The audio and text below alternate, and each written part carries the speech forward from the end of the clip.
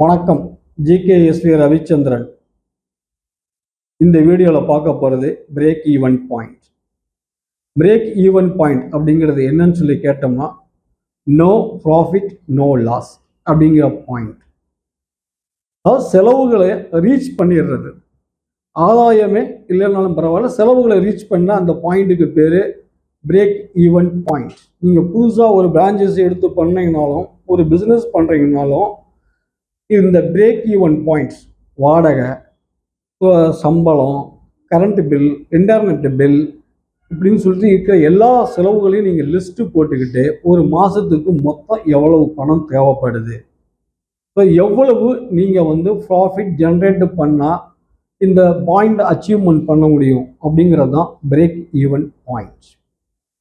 இந்த break even பாயிண்ட்டை நீங்கள் எஸ்டிமேஷன் பண்ணிவிட்டு அதோட 10-20% எக்ஸ்ட்ரா குஷன் பண்ணி ஆர்டர் பண்ணிட்டு மினிமம் 6 to 18 மந்த்துக்கான பணம் உங்ககிட்ட இருக்கணும். அப்போ தான் உங்கள் பிஸ்னஸை நீங்கள் ஸ்ட்ராங்காக டெவலப்மெண்ட் பண்ண முடியும். இது பிஸ்னஸ் அனலிட்டிக்ஸ் எங்களுக்கான பிஸ்னஸ் ரிசர்ச்சில் கொடுத்துருக்க ஃபண்டமெண்டல் மேத்தமெட்டிக்ஸ் ரிசர்ச் பாயிண்ட்.